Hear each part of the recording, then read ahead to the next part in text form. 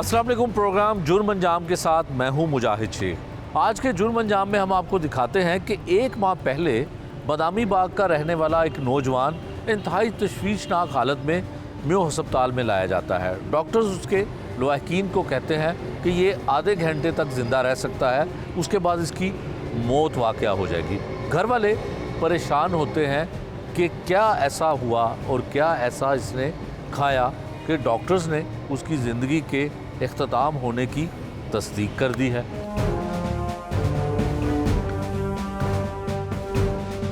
मकतूल रऊफ़ का अचानक मर जाना सारे घर वालों को परेशान कर देता है। पता ये चलता है कि उसकी बीवी मकतूल की रानी उसका किसी के साथ अफेयर था। पुलिस तो इसके बारे में तस्दीक नहीं करती है, लेकिन लवाहकीन बताते हैं कि मकतूल को ये पता चल चुका था कि उसकी बीवी के अपने ही किसी रिश्तेदार के साथ नाजायज़ ताल्लुकात हैं और उसने अपनी आँखों से वो हाल देखा जो उसकी मौत का सबब बना। पुलिस की इन्वेस्टिगेशन अभी जारी है, लेकिन लवाहकीन कहते हैं कि उसकी बीवी और उसके दीगर रिश्तेदारों ने उसको ज़हरीली अद्वियात दी, जिससे उसकी मौत वाक़या हुई। सबसे पहले हम मकतूल की माँ के उस घर में जाते हैं जहाँ पर वो बच्चा अपनी माँ के साथ रहायश पजीर था। जब उसकी शादी होती है और उसकी दुल्हन घर में आती है तो उसके बाद भी वो उसी घर में क़याम पजीर था।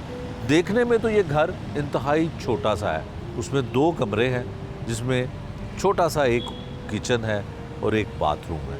उसके अलावा उस घर में ना तो कोई बज़ाहिर ऐसा फर्नीचर नज़र आता है, ना ही घर के सामान को देखकर ये लगता है कि वो बहुत खुशहाल ज़िंदगी गुजार रहे होंगे।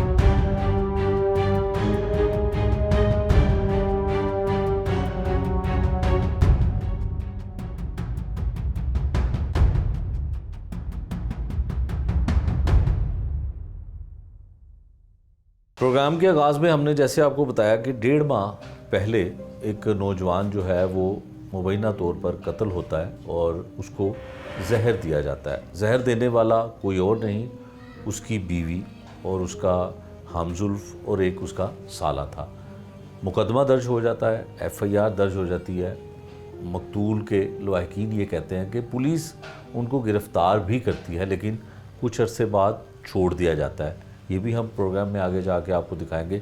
सबसे पहले इस वाक़े की तफसील जानते हैं कि एक माँ जिसका इकलौता बेटा और उस मकतूल का बाप भी इस दुनिया में नहीं है, अपनी बीवी के साथ अलग, माँ से अलग कहीं पे रहता है, लेकिन अचानक पता चलता है कि वो कोई ऐसी चीज़ खाता है जिसमें जहर होता है और उसको वो ज़िंदगी की बाजी हार देता है।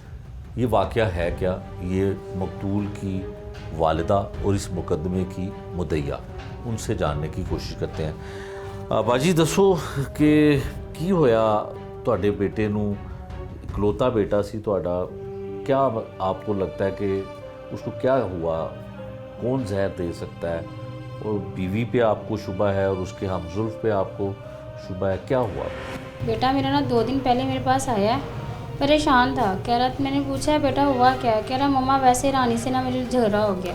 रानी कौन है? उसकी बीवी। उसकी बीवी, ठीक है। मैंने उसे कहा कोई बात नहीं, बैठते हैं तो बात होती है। तो वो परेशान सा था। अच्छा ये बताएं कि रानी की और आपके बेटे की शादी जो है वो लव मैरिज थी? नहीं, लव मैरिज नहीं, अरेंज मैरिज थी। आपकी रजामंदी उसमें शामिल थी? सबकी रजामंदी शामिल थी। उन्होंने खुद रिश्ता में कहा था कि मेरे। ठीक है। कितना अर्सा हुआ था शादी को? शादी को तकरीबन 8-9 माह हुए थे। 8-9 माह हुए थे। 8-9 माह के दौरान उनके झगड़े किस बात के, किस चीज़ को लेकर? यानी कि वैसे जो घर में होते थे, या वो बाहर जाना तो उसने लेके चले जाना, या वैसे चले जाना। कारोबार उसका माशाल्लाह ठीक था, जो काम क्या करता काम था। करता था? वो ओवरलॉक पीको का काम करता था। ओवरलॉक पीको, जो खवातीन हाँ, के खवातीन दुपट्टे। जो पैच वगैरह इस तरह के ठीक है, काम थे। ठीक है।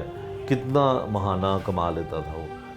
तकरीबन वो 30 से 40 कर लेता था। 30-40 हज़ार रुपये। हाँ। तो माँ के साथ वो नहीं रहता था जब नहीं, उसका- मेरे साथ शुरू में रहा है, ठीक है। लेकिन अचानक वो लैदा हो गया, इसकी वजह नहीं पता चली। बस इतना होता था कि आपने खुशी से लैदा कर दिया? नहीं, वो लड़ते थे ना, तो वो लड़ता रहा, यानी कि उसकी बीवी कुछ छोटी छोटी बातें में लड़ती आपके थी। साथ लड़ती थी?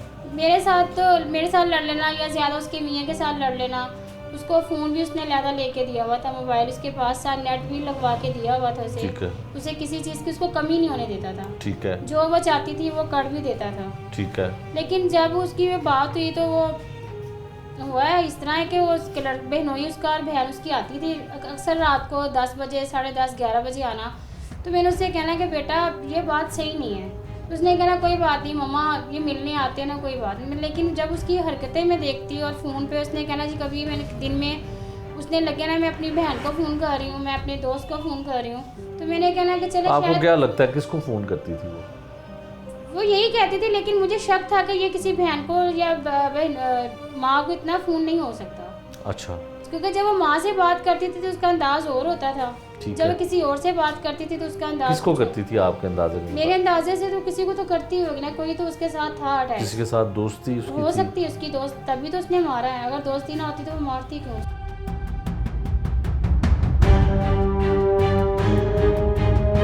ठीक है। अच्छा, फिर आगे बताइए। आगे यूँ हुआ कि मैंने उसको डिटेल से कहा कि बेटा तू समझा इसको, इस तरह ना किया कर। फिर मेरी बेटी के घर बेटी पैदा हुई तो मैं हॉस्पिटल मियो में थी, वो आईसीयू में सीरियसली थी बच्ची। इसने मुझे कॉल किया कि मम्मा मैं घर छोड़ के जा रहा हूँ। मैंने कहा वजह? कह रहा नहीं मम्मा मैं जा रहा हूँ। रानी कहती है कि मैंने यहाँ नहीं रहना। ठीक है, तो वो चले गए हैं। फिर तकरीबन 1 हफ्ते बाद मेरे पास आया तो कह रहा मम्मा मेरा वहाँ दिल नहीं लगता, आप मेरे साथ चलो। मैं कहा बेटा आपने छोड़ दिया ना, मैं नहीं जाऊँगी। अगर आपने आना है तो मेरे घर के दरवाजे खुले हैं, आप वापस आ सकते हो।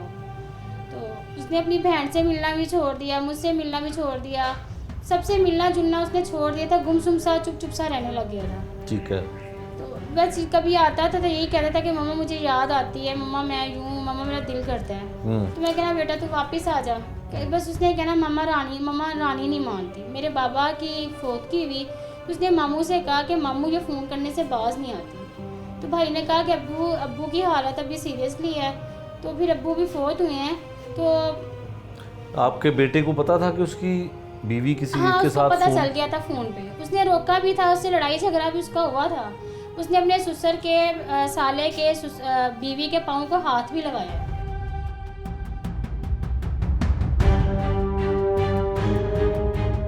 अच्छा, कि तू इस बात को छोड़ दे, घर बसा ले, इस तरह की हरकतें नहीं अच्छी। उसके बाप के पाँव को भी हाथ लगाया, साले के भी, लेकिन आगे से उन्होंने उससे बदतमीजी की है।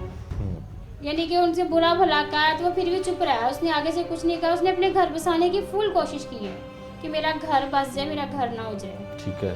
फिर उसने भाई से बात की है कि मामू ये ना इसके साथ अपने बहनों के साथ बातें करती है, इसका रवैया इसके साथ ठीक नहीं है। मैं इसको रोकता हूँ, कहती है कि मैं तुझे छोड़ दूंगी, मैं अपना बहनों ही नहीं छोड़ूंगी इरफान को। अच्छा, वो अपनी बेटी के बहाने कभी उसके पास आ जाता था, कभी किसी बहाने से आ जाना, कभी इसने उसके पास चले जाना।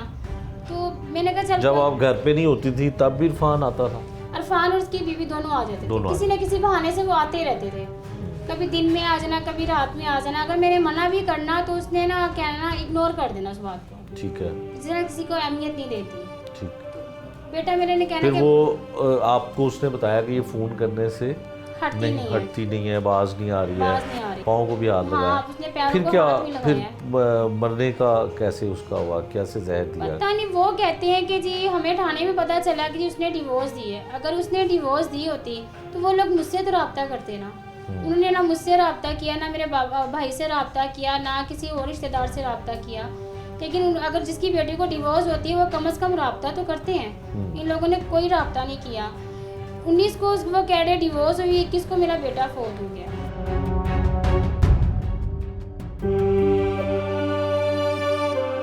ठीक है। उसने कहा है कि उसने बयान भी दिया है कि इरफान ने मुझे कहा है कि ये गोली खा लो, रानी आपके पास आ जाएगी। ठीक है। यहाँ पे एक सबसे अहम चीज़ हम आपको बताते हैं कि मकतूल की जो वालदा जिसका ज़िक्र कर रही हैं कि इरफान जो उसका हमजुल्फ़ी था इनके बेटे का, जब मकतूल हॉस्पिटल में एडमिट होता है तो वो एक पुलिस को भी बयान देता है कि उसे कोई जहरीली चीज़ ज़बरदस्ती खिलाई गई है, और FIR का मतन भी इसी बात की तस्दीक करता है कि उसे कोई ज़बरदस्ती चीज़ खिलाई गई है। फिर एक वीडियो जो रिकॉर्ड होता है, उसका एक वीडियो पैगाम जो मुख्तसर सा होता है, उसमें वो इस बात का एतराफ़ करता है कि उसे कोई ऐसी जहरीली चीज़ खिलाई गई जो इरफान ने खिलाई, और उसके बाद उसकी हालत इस तरह से हुई। वो बयान बड़ा मुख्तसर सा है, वो भी आपको सुनवाते हैं। इरफान आया था, कह रहा था गोली खा ले तो डॉक्टर पास जाएगा, रानी को पता चलेगा, वापस आ जाएगी। अच्छा, ये बात हुई थी। हाँ, पैगाम आपने, वीडियो बयान आपने सुना, बड़ा मुख्तसर सा था, लेकिन जो FIR है उसमें भी इसका ज़िक्र है। और अब मज़ीद जानते हैं कि इन्होंने क्या देखा, कि वो हॉस्पिटल में उसकी और क्या कहना था उसका, कि उसको क्यों खिलाया गया, या वजह वही थी जिस पे इनको शुबा है। अच्छा, आप ये बताएं कि जब हॉस्पिटल में आपको कैसे इत्तला मिलती है कि वो उसको किसी ने कुछ खिला दिया है या उसकी तबीयत ख़राब हुई है? उसकी तबीयत ख़राब हुई, उसको उल्टी शुरू हुई है। ठीक है, तो मैंने अपने भाई को फ़ोन किया है। नहीं, आपको किसने इत्तला दी? उसका फ़ोन आया? बेटे का हाँ, बेटे का फ़ोन नहीं आया। उस वक्त कहाँ पे था? अपने दोस्त के पास था। अपने दोस्त के पास था, तो उसके दोस्त ने आपको बताया कि इसकी उसके दोस्त ने कहा कि आंटी इसको उल्टी आ रही है, तो मैं इसको हॉस्पिटल लेके जा रहा हूँ, आप भी पहुँचो। मैंने भाई को फ़ोन किया है कि उसकी तबीयत इस तरह ख़राब हो रही है, आप मेरे साथ चलो। भाई और मैं, हम दोनों मोटरसाइकिल पे गए हैं। ठीक है, हम यूँ पहुँचे हैं तो हमारे यानी कि बराबर में हम दोनों पहुँचे, वो भी उसको लेके उस वक्त पहुँचे। उसके पास कौन था? उसके पास मैं थी, उसका दोस्त था। आपके जाने से पहले बस दोस्त था उसका? जी, दोस्त भी था। वो बचपन का कोई दोस्त है? जिसका बचपन का दोस्त था। ठीक है, फिर क्या हुआ? तो डॉक्टर का चेकअप करवाया, डॉक्टर ने उसका थोड़ा सा मैदा वाश भी किया है, लेकिन उसको होश नहीं है। डॉक्टर ने कहा है कि आप किसी को घर से अपने को बुलाएं, हमने उनसे बात करनी है। उन्होंने भाई से बात की है, तो उन्होंने कहा कि इसके पास टाइम बहुत कम है, तकरीबन 15 से 20 मिनट है। तो हम परेशान हो गए कि क्यों। उसने कहा है कि इसको जहर दिया गया है, कि जहर से इसकी आंदरें, इसका हर चीज़ फट गया अंदर से।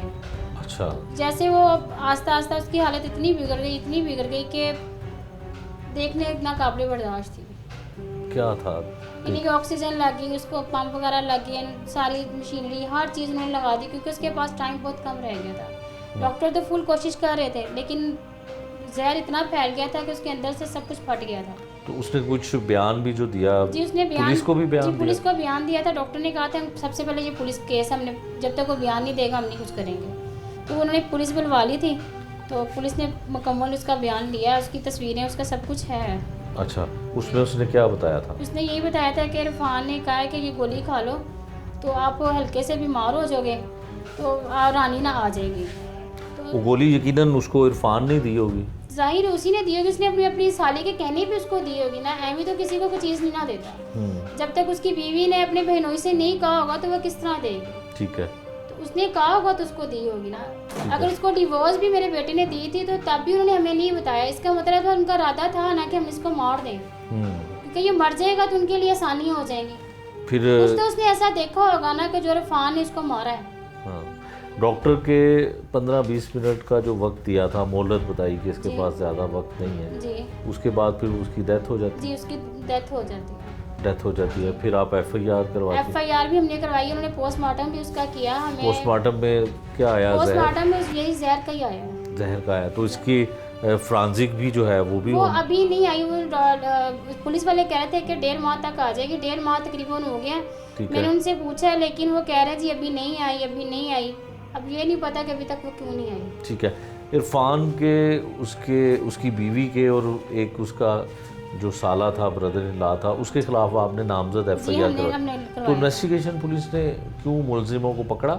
उन्होंने उसी टाइम तो उसको पकड़ लिया था, लेकिन अब थोड़े दिन कल से मुझे पता चला है कि उसने उसको छोड़ दिया है। मैंने उनसे पूछा तो उन्होंने कहा जी ये खुदकुशी का केस था। मैं कहा खुदकुशी का केस कैसे था, जब वो बयान दे रहा है कि उसने मारा है। आपने उसकी बीवी को भी नहीं पकड़ा। मैं नौलखा थाने भी गई हूँ, मैडम के आगे पेश भी हुई हूँ। SP इन्वेस्टिगेशन जी जो है मैं वहाँ गई हुआ। ठीक है। वहाँ 9 लखा थाने में भी गई हूँ, भाई भी मेरे गए हैं, ठीक हम है। लोग गए हैं वहाँ पे। ठीक है। हमने वहाँ जाके उन मैडम से बात की है, जवान जो तफ्तीशी है हमने उनसे भी, वो साथ हमारे गए हैं। ठीक है। लेकिन क्यों छोड़ा ये मुझे नहीं पता चला, मुझे अभी तक नहीं पता चला। यहाँ ठीक तो है। फिर उन्होंने कोई पैसा लगा दिया जिसकी उनके वजह पास से इतने पैसे हैं? देखने में तो नहीं लगते थे, लेकिन हो भी सकता है क्योंकि ऐसी औरतों को पैसों की कमी नहीं होती, जो अपने खामद को मरवा सकती हैं, वो कुछ भी कर सकती हैं। ठीक है। अच्छा, आपका जो शोहर था, यानी कि आपके बेटे का जो जी। वालिद था, हाँ वो जी, भी इस फौत दुनिया हो में चुके हैं। फोत हो चुके हैं। 14 साल हो गए हैं फोत। अच्छा, अब आप ये बताएं कि आप एसपी इन्वेस्टिगेशन के पास भी गई हैं? हाँ जी, मैं नौलखा थाने गई थी। नौलखा थाने हाँ गई जी, मैं हैं, वहाँ गई थी बदामी बाग पुलिस स्टेशन, जहाँ जी। पे वहाँ एफआईआर। जब भी हमें कॉल करते थे, मैं और मेरा भाई, इंसाफ हम मिलता हुआ सब नजर आ रहा? इंसाफ मिलता हुआ नज़र तो नहीं आया, लेकिन उन्होंने छोड़ दिया। ये मुझे पता नहीं चला कि जिसको 302 का केस हो, ठीक है, और जो वो पकड़े गए हों कस के। देखिए, एक छोटी सी वारदात होती है, पुलिस वाले पकड़ लेते हैं, फिर बाद में उसको जेल डाल देते हैं। लेकिन मैंने उनसे गिरफ्तारी पूछी है, लेकिन उन्होंने मुझे गिरफ्तारी कुछ भी नहीं दी। वो यही कहते रहे जी हम वैसे ना कर अच्छा, रहे ये हैं। आपको पता है कि उन्होंने गिरफ्तारी की थी, उनकी कोर्ट से बेल हुई है?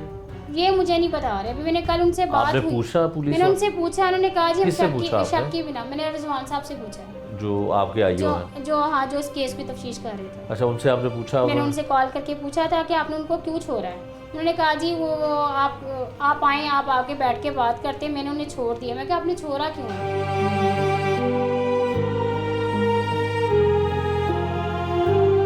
आपने मुझे क्यों नहीं बताया? लेकिन उन्होंने आगे से मुझे कोई ख़ास जवाब नहीं दिया। अच्छा, ये घर मैंने देखा है, बहुत जी। मुख्तसर सा आपका एक कमरा है और छोटा सा, ये किराए का घर है? जी, मेरा किराए का घर है। कितना किराया है इसका? इसका 10 है। 10,000 रुपये। जी। तो सिर्फ आपके बेटे का ही आसरा था आपको? जी, सिर्फ मेरे बेटे का आसरा था, या मैं जॉब करती थी और मेरा बेटा था, हम दोनों थे। अच्छा, आप क्या जॉब करती हैं? मेरा नर्सिंग में था, अच्छा, प्राइवेट। नर्सिंग। ठीक है। कोई कुछ कहना चाहती हैं? मेरा यही अपील है इधर कि देखिए, एक तो इसकी मुझे कैम- इंसाफ मिला जाए, मेरे बेटे को भी और मुझे भी। और मेरे बेटे की तफ्तीशी भी मैंने बदलवाना है, क्योंकि मुझे कोई इतना रद्द-ए-अमल साफ नज़र नहीं आ रहा। ये जो भी केस है ये दोबारा रिपीट करवाया जाए। अच्छा, ये बताएं कि कभी आपको इत्तेफाक हुआ इससे पहले पुलिस स्टेशन जाने का, पुलिस के साथ वास्ता पड़ा नहीं, कभी? नहीं, कभी फर्स्ट टाइम First time हुआ? हमारी फैमिली में ये फर्स्ट क्या टाइम हुआ है। क्या आपका एक्सपीरियंस कहता है लाहौर पुलिस या पुलिस के बारे में? आपको क्या लगता मुझे है? जो लगा, मुझे कुछ भी समझ नहीं आ रही कि ये क्यों छोड़ा गया है, क्यों ऐसा किया गया है। कि ये जाहिर है मेरे पास इतना पैसा तो है नहीं कि मैं किसी को दे सकूं या उसका कुछ कर सकूं। हो सकता है कि मैंने पैसा नहीं लगाया, तो इसलिए पुलिस वालों ने अच्छा, ज़्यादा पैसा लगा दिया। आप बार बार पैसे का जिक्र कर रही हैं, किसी ने आपसे पैसों की डिमांड की? नहीं, डिमांड तो मुझे नहीं की, लेकिन उन्होंने छोड़ा तो किसी वजह से छोड़ा ना, बिला वजह तो कोई नहीं ना किसी को छोड़ता।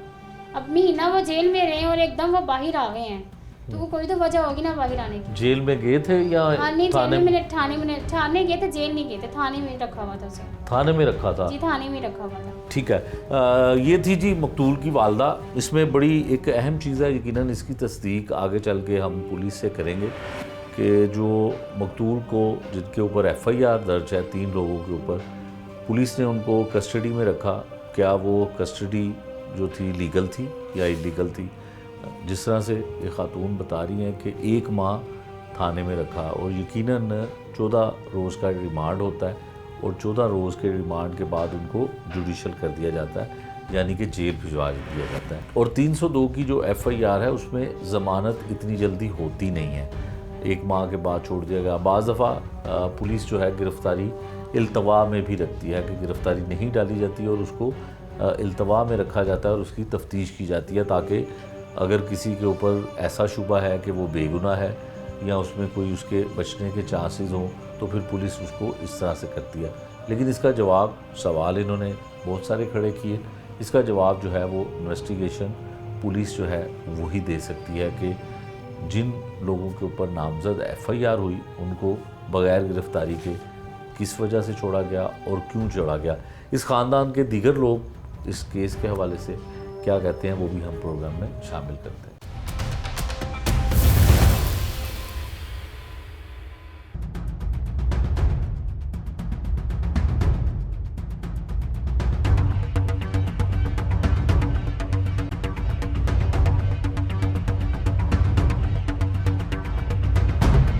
इसी मौके पर हमारी मुलाकात होती है मकतूल के मामू से, जो ये बताता है और आपदीदा हो जाता है। वो ये बताता है कि उसने 3 साल के अपने भांजे को इस तरह से पाला कि वो जैसे उसका बेटा है, और जब उसने उसको लहद में उतारा और उसको मरने के बाद गुस्ल दिया तो वो बयान मंज़र जो था उसकी मंजर कशी करते हुए वो इस कदर ज़ोरों कतार रोया कि वो आप टीवी स्क्रीन पर भी देख सकेंगे।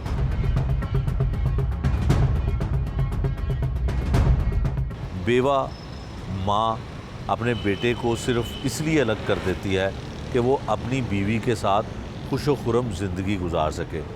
वो तस्वीर उसकी माँ हमें देती है जिसमें ये लगता है कि दोनों मियाँ बीवी बड़ी खुश व खुर्रम ज़िंदगी गुजार रहे हैं, और शादी की वो तस्वीर देखकर ये तो बिल्कुल नहीं लगता कि मकतूल की बीवी रानी उसके साथ बेवफाई कर सकती है। लेकिन कोई अपनी ज़िंदगी का ख़ात्मा क्यों कर सकता है, कैसे अपने आप को मौत के हवाले कर सकता है।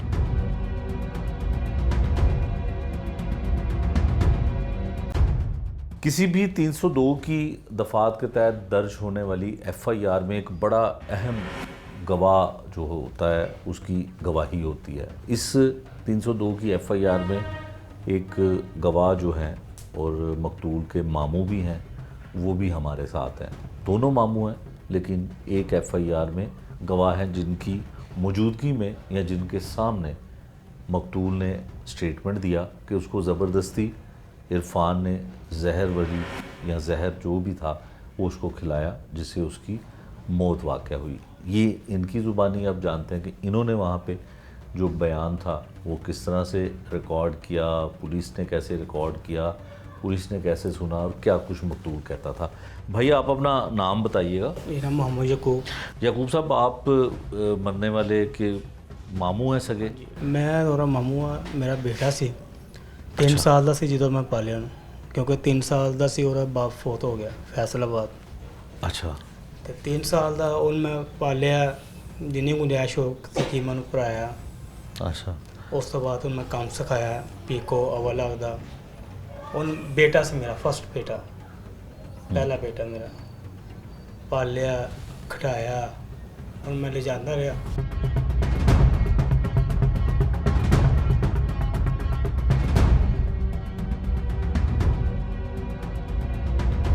हत्ती गुस्सा देता, खुद गुस्सा देता था।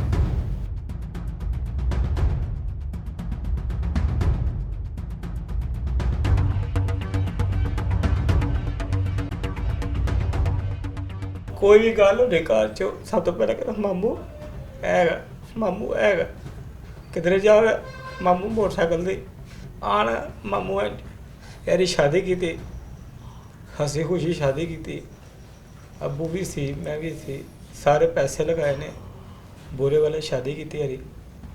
कहता सी मामू मेरी शाबू कहता सी कि यार मैं अपने बच्चे की शादी दे। मैं कहा ठीक है अबू। असी मेहनत करके अभी शादी की थी, क्योंकि भैन को वसायल ही नहीं गए सी, और बेवासी यानी वसायल ही नहीं गए सी कि वो अरी शादी कर सके। पहली बेटी की शादी भी अबू ने असी रल के सारे ने की थी, दूजी शादी भी असी की थी। अल्लाह ने साढ़े ते रहमत की थी, असी शादी कर दी, हो गई शादी। 2-3 माह गुजरे तो लड़की तंग करन लग गई। उन्हें घर च कोई भी गल होनी सब तो पहले मेरे नाल करनी। मेरा बेटा सी, एहतराम करदा सी मेरा, मामू हैगा। 2-3 महीने गुजरे ने ते कहंदा मामू रानी ना कुछ अजीब रवैया करदी पई। मैं कहा पुत्तर कोई गल नहीं, नवीं नवीं शादी है ते हो सकदा कि वो आई है पिंड जगह तो आई है, गाँव तो आई है, वो शहर देखदी पई है, हो सकदा उन कोई रिवाज या वैसे कोई घर दा साडा ना थोड़ा माहौल तंग हैगा, हो सकदा कोई गुरबत ही है घर दे विच। कहंदा मामू मैं 30-35 हज़ार रुपये महीना कमाना, मैं की करा। मैं कहा पुत्तर तू किराया भी देना है, बिल भी देना है, चलो आस्ता आस्ता जिंदगी गुजारो। ठीक। उस तो बाद भैन नाल मैं कहा तू दे ला, इन्हें कहा भी मैं नाल हैल्प कर देनी है, जॉब कर लैनी है। जॉब करन लग गई नाल, जॉब करन लग बेटे दी खुशी वास्ते, बेटे दी खुशी है कि मैं कहा चलो तुहाडे घर दा सर्कट चलदा रहे। है कि नाम फिर इन्हें कहा कि मामू मेरे आस्ते की हुक्म है। मैं कहा पुत्तर तू घर दा बिल ਤੇ ਕਿਰਾਇਆ ਤੂੰ ਦੇ, ਬਾਕੀ ਆਪਣੇ ਦੋਨੋਂ ਮੀਆਂ ਬੀਵੀ ਜਿੰਨਾ ਤੁਹਾਨੂੰ ਫालतू ਐਕਸਟਰਾ ਬਚਤ ਹੋਵੇ ਇੰਜੋਏ ਕਰੋ, ਠੀਕ। ਜਿਹੜਾ ਘਰ ਦਾ ਖਰਚਾ ਉਹ ਤੇਰੀ ਮਾਂ ਕੱਲ੍ਹ ਕਰੇਗੀ। ਕਹਿੰਦਾ ਠੀਕ ਹੈ ਮਾਮੂ। ਫਿਰ ਕੁਛ ਅਰਸਾ ਗੁਜ਼ਰਿਆ, ਫਿਰ ਇਹਨੇ ਕਿਹਾ ਮਾਮੂ ਉਹ ਨਾ ਝਗੜੇ ਤੋਂ ਬਾਜ਼ ਨਹੀਂ ਆਉਂਦੀ ਪਈ। ਮੈਂ ਕਿਹਾ ਯਾਰ ਉਦੋਂ ਇੱਥੇ ਮਾਂ ਦੇ ਨਾਲ ਮਾਂ ਦੇ ਨਾਲ ਹੀ ਸੀ, ਇਹ ਤਕਰੀਬਨ ਸ਼ਾਦੀ ਤੋਂ 5 ਮਹੀਨੇ ਬਾਅਦ। ਠੀਕ ਹੈ। ਮੈਂ ਕਿਹਾ ਫਿਰ ਉਹਦੇ ਮੈਂ ਯਾਨੀ ਕਿ ਰੋਫ ਦੇ ਸਾਲੇ ਨੂੰ ਬੁਲਾਇਆ। ਮੈਂ ਕਿਹਾ ਯਾਰ ਆਪਣੀ ਭੈਣ ਨੂੰ ਸਮਝਾ ਇਹ ਮਸਲਾ ਕੀ ਕਰਦੀ ਪਈ ਹੈ। ਕਹਿੰਦੇ ਉਹ ਵੀ ਮੈਨੂੰ ਮਾਮੂ ਕਹਿੰਦਾ ਸੀ, ਕਹਿੰਦਾ ਮਾਮੂ ਕੀ ਹੈ। ਮੈਂ ਕਿਹਾ ਯਾਰ ਇਹਨੂੰ ਮੋਬਾਈਲ ਟੱਚ ਦਿੱਤਾ ਤੁਸੀਂ, ਬੋਰੇ ਵਾਲੇ ਤੋਂ ਲੈ ਗਏ ਸੀ ਮੋਬਾਈਲ। ਮੈਂ ਕਿਹਾ ਯਾਰ ਤੁਸੀਂ ਇਹਨੂੰ ਮੋਬਾਈਲ ਦਿੱਤਾ ਤੇ ਕਿਸ ਵਜ੍ਹਾ ਤੋਂ ਦਿੱਤਾ ਹੈ। ਕਹਿੰਦੇ ਮਾਮੂ ਫੋਨ ਤੇ ਗੱਲਬਾਤ ਕਰ ਲੈਂਦੀ। ਤੇ ਮੈਂ ਕਿਹਾ ਯਾਰ ਇਹ ਕਿਸੇ ਲੜਕੇ ਨਾਲ ਗੱਲ ਕਰਦੀ ਹੈ।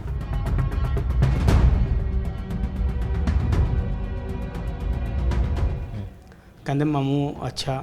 2 ਦਿਨ ਬਾਅਦ ਫਿਰ ਮੁਲਾਕਾਤ ਹੁੰਦੀ ਰੋਫ ਦੇ ਨਾਲ ਹੀ ਮੇਰੇ ਘਰ 'ਚ। ਕਹਿੰਦਾ ਦੋਨੋਂ ਮਾਮੂ ਕਹਿੰਦੇ ਨੇ, ਕਹਿੰਦੇ ਮਾਮੂ ਕੀ ਨਾਮ ਮਸਲੇ ਮਸਾਇਲ ਹੋਏ ਨੇ। ਮੈਂ ਕਿਹਾ ਹਾਂ ਉਸਾਮਾ ਦੱਸ ਹੁਣ ਕੀ ਮਸਲਾ। ਕਹਿੰਦਾ ਮਾਮੂ ਤੁਸੀਂ ਇੰਝ ਕਰੋ ਮੇਰੀ ਭੈਣ ਕੋਲ ਮੋਬਾਈਲ ਲੈ ਲਓ, ਉਹਨੂੰ ਮੋਬਾਈਲ ਨਹੀਂ ਦੇਣਾ, ਉਹ ਕਿਸੇ ਲੜਕੇ ਨਾਲ ਕਿਸੇ ਮੁੰਡੇ ਨਾਲ ਗੱਲਬਾਤ ਨਹੀਂ ਕਰੇਗੀ, ਤੁਸੀਂ ਇੱਕ ਵਾਰੀ ਮਾਫੀ ਦੇ ਦਿਓ। ਮੈਂ ਕਿਹਾ ਦੇਖ ਯਾਰ ਮੇਰੇ ਇਹ ਕੌਣ ਕਹਿੰਦਾ? ਇਹ ਉਸਾਮਾ ਕਹਿੰਦਾ, ਲੜਕੀ ਦਾ ਭਰਾ। ਠੀਕ ਹੈ। ਮੇਰੇ ਘਰ ਬੈਠ ਕੇ, ਮੇਰੇ ਵਾਲਾ ਸਾਹਿਬ ਵੀ ਉਦੋਂ ਹੈਗੇ ਸੀ, ਸਾਰੇ ਸੀ ਫੈਮਿਲੀ ਬੈਠੀ ਸੀ। ਤੇ ਮੈਂ ਕਿਹਾ ਉਸਾਮਾ ਅੱਛੀ ਗੱਲ ਨਹੀਂ ਹੈਗੀ ਤੇ ਤੂੰ ਆਪਣੀ ਭੈਣ ਨੂੰ ਆਪ ਹੀ ਸਮਝਾ। ਕਹਿੰਦਾ ਮਾਮੂ ਮੈਂ ਚਲੋ ਫਿਰ ਮੈਂ ਮੋਬਾਈਲ ਲੈ ਆਣਾ। ਮੈਂ ਕਿਹਾ ਤੂੰ ਆਪਣੀ ਭੈਣ ਕੋ ਮੋਬਾਈਲ ਵਾਪਸ ਲੈ ਜਾ ਟੱਚ। ਠੀਕ ਹੈ। ਫਿਰ ਉਹ ਚਲੇ ਗਏ। ਫਿਰ ਇਸ ਤਰ੍ਹਾਂ ਗੱਲਬਾਤ ਹੋਈ। ਫਿਰ ਮੇਰੇ ਵਾਲਾ ਸਾਹਿਬ ਬਿਮਾਰ ਹੋ ਗਏ।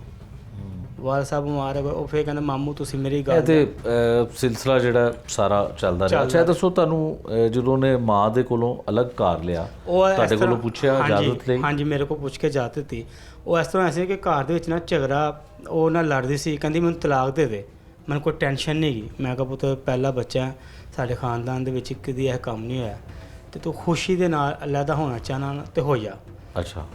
ਇਹ ਭਾਂਜੀ ਦੇ ਘਰ ਅੱਲਾ ਨੇ ਬੇਟੀ ਦਿੱਤੀ, ਬੇਟੀ ਸੀਰੀਅਸ, ਇਹ ਹਸਪੀਟਲ ਸੀ ਭੈਣ ਮੇਰੀ। ਤੇ ਇਹਨਾਂ ਨੇ ਅਰਫਾਨ ਆਇਆ, ਅਰਫਾਨ ਤੇ ਅਰਫਾਨ ਦੀ ਬੇਗਮ, ਉਹ ਦੋਨੋਂ ਆਏ ਨੇ ਰਾਤ ਨੂੰ ਤਕਰੀਬਨ ਕੋਈ 8:30 9 ਵਜੇ ਦੇ ਦਰਮਿਆਨ ਆਏ ਨੇ। ਉਹਨਾਂ ਨੇ 2 ਘੰਟੇ ਦੇ ਵਿੱਚ ਸਾਰੀ ਪੈਕਿੰਗ ਕੀਤੀ ਸ਼ਾਦੀ ਦੀ, ਜੋ ਸਮਾਨ ਲੱਗਿਆ ਸੀ ਬੈੱਡ ਫਰਨੀਚਰ ਸੇਫ ਇਹ ਉਹ 2 ਘੰਟੇ 'ਚ ਪੈਕਿੰਗ ਕੀਤੀ। ਨਾਲ ਰੋਫ ਵੀ ਸੀ ਭਾਂਜਾ ਮੇਰਾ, ਨਾਲ ਰਾਣੀ ਸੀ। ਇਹਨਾਂ ਨੇ ਪੈਕਿੰਗ ਕਰਕੇ ਸਮਾਨ ਚੁੱਕਿਆ ਤੇ ਚਲੇ ਗਏ। ਅਰਫਾਨ ਲੈ ਗਿਆ ਆਪਣੇ ਕੋਲ। ਤੇ ਸਵੇਰ ਮੈਂ ਕਾਲ ਕੀਤੀ ਕਿ ਬੇਟਾ ਤੂੰ ਕੰਮ ਤੇ ਨਹੀਂ ਆਇਆ। ਮੈਨੂੰ ਉਹਦੇ ਉਸਤਾਦ ਦਾ ਫੋਨ ਆਇਆ ਕਿ ਵੀ ਰੋਫ ਕੰਮ ਤੇ ਨਹੀਂ ਆਇਆ। ਤੇ मैं फ़ोन किया, मैं कहा रोफ़ काम तो नहीं आया। तो रोफ़ ने नहीं चुकया, रानी ने चुकया। कहते मामू हमने तो घर अलहदा ले लिया। मैं कहा घर अलहदा ले लिया आपने कब? हमने रात को शिफ्ट हो गए हैं, हमने मामा से अलहदा घर ले लिया। मैं कहा रोफ़ कितने है? कहते मामू वो ना काम ढूंढने गया, वो अब कहीं और काम करेगा। मैंने कहा अच्छा। मैं तो मेरा दोस्त असी दोनों ना तकरीबन दोपहर का टाइम सी 2 ਤੋਂ 2:30 का टाइम। मैं इरफान की दुकान पर गया। मैं कहा इरफान तेन कोई शर्म नहीं आई? तू किसी ने गल की या रानी की अम्मी ने या रानी के अब्बू ने कोई गल की साढ़े नाल कि समान चुक लगे? तू किस बुनियाद पर समान चुक्या? और कहना जी रानी ने मैंने कहा सी समान चुक लो, खाली कर दो। तो असी मैं क्या तू मैं फिर थोड़ा बदतमीज़ हो गया। मैं कहा यार तेरा की काम बनता समान चुकना? तेरा काम से मेरे को आना। कहना जी बस वो दोनों ने कहा समान चुक लेता। फिर मैं क्या मैंने घर दिखा, वो मैंने घर नहीं सी दिखा रहा। मैं क्या मैंने घर दिखा, कहना नहीं जी मैं काम कर रहा इस तरह कर रहा। मैं फिर उनके मैंने घर दिखा, फिर घर दिखाया। तो मैं रानी पूछा, मैं कहा तू किस बुनियाद तो किया? आना सी ना रजामंदी नाल आंदी तो मैनू पुछ देंगे करन कि असीं लै रहे मकान। उन्होंने खैर मकान लै लेता। फिर 2 यकीनन मकान पहले तलाश कर लिया होना। फिर और इरफान ने तलाश करके इरफान ने एडवांस भी दिता है। अच्छा। क्योंकि वो जिन्हें को तनख्वाह सी ना वो इस महीने का किराया तो बिल दे चुका सी। अगे जी तनख्वाह आनी सी फिर उन्हें करना सी। इरफान ने उस घर का मकान का एडवांस भी और किराया भी देता। ठीक है। ਉੱਥੇ ਜਾ ਕੇ ਫਿਰ ਉੱਥੇ ਕਿੰਨਾ ਅਰਸਾ ਲਹਿਦਾ ਰਹੇ? ਇਹ 2 ਮਹੀਨੇ 2 ਮਹੀਨੇ ਰਹੇ। 2 ਮਹੀਨੇ 2 ਮਹੀਨੇ ਵਿੱਚ ਵੀ ਉੱਥੇ ਲਹਿਦਾ ਹੋ ਕੇ ਵੀ ਲਹਿਦਾ ਹੋ ਕੇ ਮੀਆਂ ਬੀਵੀ ਦੀ ਲੜਾਈ ਜਾਰੀ ਰਹੀ। ਫਿਰ ਮੇਰੇ ਕੋ ਆਇਆ ਜਾਂ ਤੇ ਐਸੀ ਕਿ ਚਲੋ ਵਾਲਦਾ ਦੇ ਨਾਲ ਪ੍ਰੋਬਲਮ ਸੀ ਤੇ ਅਲੱਗ ਹੋ ਕੇ ਸਕੂਨ ਹੋ ਜਾਂਦਾ, ਲੇਕਿਨ ਨਹੀਂ ਹੋਇਆ, ਲੜਾਈ ਝਗੜੇ ਰਹੇ। ਆਇਆ ਮੇਰੇ ਕੋ ਫਿਰ ਕਹਿੰਦਾ ਮਾਮੂ ਰਾਣੀ ਬਾਤ। ਮੈਂ ਕਿਹਾ ਯਾਰ ਹੁਣ ਤੇ ਤੇਰੀ ਵਾਲਦਾ ਵੀ ਨਹੀਂ ਤੇਰੇ ਕੋਲ ਹੈਗੀ, ਤੂੰ ਮਾਸ਼ਾਅੱਲਾ। ਫਿਰ ਉਹਨਾਂ ਨੇ ਉਹਨੂੰ ਮੰਡੀ ਲਗਵਾਤਾ ਸੀ, ਇਹ ਸਭ ਫਰੂਟ ਮੰਡੀ। ਅੱਛਾ ਫਰੂਟ ਮੰਡੀ ਲਗਵਾਤਾ ਸੀ। ਉੱਥੇ ਉਹ ਤਕਰੀਬਨ 30,000 ਰੁਪਏ ਮਹੀਨਾ ਲੈ ਰਿਹਾ ਸੀ ਠੀਕ ਹੈ ਫਰੂਟ ਮੰਡੀ 'ਚ। ਤੇ ਉਹ ਸਵੇਰ 5 ਵਜੇ ਜਾਂਦਾ ਸੀ, 12 ਵਜੇ ਤੋਂ ਬਾਅਦ ਫਿਰ ਨਾ ਉਹ ਪਾਰਟ ਟਾਈਮ ਕੰਮ ਇਹੀ ਕਰਦਾ ਸੀ ਠੀਕ ਟੀਕੋ ਹੈ। ਵਗੈਰਾ ਦਾ। ਠੀਕ ਹੈ ਫਿਰ ਕਹਿੰਦਾ ਮਾਮੂ ਕਿ ਨਾਮ ਰਾਣੀ ਨੇ, ਮੈਂ ਕਿਹਾ ਯਾਰ ਹੁਣ ਤੇ ਮਸਲਾ ਨਹੀਂ ਹੋਣਾ ਚਾਹੀਦਾ, ਹੁਣ ਤੇ ਲੈਦਾ ਇੰਡੀਪੈਂਡੈਂਟ ਹੋ ਤੁਸੀਂ। ਲੈਦਾ ਤੇ ਕੋਈ ਮਸਲਾ ਨਹੀਂ ਹੋਣਾ ਚਾਹੀਦਾ। ਇਹ ਸਾਡੀ ਗੁਫ਼ਤਗੂ ਹੋ ਰਹੀ ਹਸਪੀਟਲ ਅੱਬੂ ਦੇ ਬੈੱਡ ਦੇ ਕੋਲ ਬੈਠੇ, ਤੇ ਕਹਿੰਦਾ ਮਾਮੂ ਤੁਸੀਂ ਨਾ ਸਮਝਾਓ ਉਹਨੂੰ, ਨਹੀਂ ਸਮਝਦੀ ਪਈ। ਮੈਂ ਕਿਹਾ ਅੱਛਾ। ਇਸ ਕਰਦੇ ਕਰਦੇ ਤਕਰੀਬਨ ਇਸ ਨੂੰ ਮਹੀਨਾ 1.5 ਮਹੀਨਾ ਗੁਜ਼ਰ ਗਿਆ। ਹੂੰ ਅੱਬੂ ਦੀ ਤਬੀਅਤ ਖਰਾਬ ਹੋ ਜਾਂਦੀ ਹੈ, ਫਿਰ ਉਹ ਫੌਤ ਹੋ ਗਏ। ਫਿਰ ਜੁਮੇਰਾਤ ਆਉਂਦੀ ਹੈ, ਆਏ ਨੇ ਮੀਆਂ ਬੀਬੀ ਦੋਨੋਂ ਸਾਡੇ ਵੱਲ, ਹੂੰ ਤੇ ਕਹਿੰਦੇ, ਮੈਂ ਕਿਹਾ ਯਾਰ ਰੋਫ ਕੀ ਵਜ੍ਹਾ ਹੈਗੀ ਹੈ, ਹਾਈਏ ਵੀ ਤੁਹਾਡੇ ਸਿਲਸਿਲੇ ਠੀਕ ਨਹੀਂ ਹੋ ਰਹੇ, ਹੁਣ ਤਾਂ ਤੂੰ ਮਾਂ ਨੂੰ ਕਿਰਾਇਆ ਦੇਣਾ ਵੀ, ਯਾਨੀ ਕਿ 1 ਮਹੀਨਾ ਹੋ ਗਿਆ ਕਿਰਾਇਆ ਵੀ ਨਹੀਂ ਦਿੱਤਾ ਤੂੰ। ਹੂੰ ਕਹਿੰਦੇ ਮਾਮੂ ਬਸ ਉਹ ਰਾਣੀ ਦੇ ਆ ਖਰਚਾ, ਰਾਣੀ ਦਾ ਉਹ ਖਰਚਾ, ਫਲਾਣਾ ਇਹ ਉਹ। ਇਹ ਗੁਫ਼ਤਗੂ ਕਰਦੀ ਰਹੀ ਕਿਸੇ ਲੜਕੇ ਦੇ ਨਾਲ, ਤੇ ਉਹਨੇ ਨਾ ਦੇਖ ਉਹ ਲੜਕੇ ਦਾ ਅਜੇ ਤੱਕ ਪਤਾ ਚੱਲ ਸਕਿਆ? ਲੜਕੇ ਦਾ ਇਹੀ ਜ਼ਿਆਦਾ ਚਾਂਸਸ ਹੈਗੇ ਸੀ, ਸ਼ੱਕ ਦੀ ਬੁਨਿਆਦ ਇਹ ਸੀ ਕਿ ਇਰਫਾਨ ਹੀ ਸੀ, ਕਿਉਂਕਿ ਅੱਛਾ। ਇਰਫਾਨ ਦਾ ਆਣਾ ਜਾਣਾ ਉੱਥੇ ਵੀ। ਫਿਰ ਉਹ ਯਕੀਨਨ ਉਹਦਾ ਮੋਬਾਈਲ ਤੇ ਰਿਕਾਰਡ ਨਿਕਲ ਸਕਦਾ, ਹਾਂਜੀ, ਪੁਲਿਸ ਸਾਰਾ ਕੁਛ। ਉਹ ਉਹਦੀ ਵਜ੍ਹਾ ਹੈਗੀ ਸੀ ਕਿ ਨਾਮ ਉੱਥੇ ਜਦੋਂ ਉਹਨੇ ਦੇਖਿਆ ਕਿ ਮੈਂ ਕੰਮ ਤੇ ਚੱਲ ਜਾਣਾ ਮੰਡੀ, ਕਹਿੰਦਾ ਮਾਮੂ ਪਿੱਛੇ ਕਦੀ ਲੜਕੀ ਬੇਟੀ ਹੋ ਰਹੀ ਸੀ ਇਰਫਾਨ ਦੀ, ਉਹਨੂੰ ਛੱਡਣ ਆ ਜਾਂਦਾ ਸੀ, ਕਦੀ ਲੈਣ ਆ ਜਾਂਦਾ, ਕਦੀ ਰਾਣੀ ਕਹਿੰਦੀ ਸੀ ਕਿ ਅੱਜ ਮੈਂ ਹਫ਼ਤਾ ਬਾਜ਼ਾਰ ਜਾਣਾ, ਅੱਜ ਮੈਂ ਮੰਗਲ ਬਾਜ਼ਾਰ ਜਾਣਾ, ਤੇ ਕਹਿੰਦਾ ਮਾਮੂ ਇਹ ਸਿਲਸਿਲਾ ਚੱਲਦਾ ਪਿਆ। ਠੀਕ ਹੈ ਤੇ ਮੈਂ ਕਿਹਾ ਯਾਰ ਉਹਨੂੰ ਸਮਝਾਉਂਦੇ ਆ, ਅੱਬੂ ਦਾ ਖਤਮ ਚੇਲਮ ਗੁਜ਼ਰ ਜਾਵੇ, ਤੇ ਜਾਂ ਤੇ ਉਹਦੇ ਵਾਲਦ ਸਾਹਿਬ ਨੂੰ, ਉਹਦੇ ਵਾਲਦਾ ਨੂੰ ਬੁਲਾਉਂਦੇ ਆ, ਹੂੰ ਤੇ ਆ ਗੁਫ਼ਤਗੂ ਕਰ ਲੈਣ ਉਹਨਾਂ ਨਾਲ।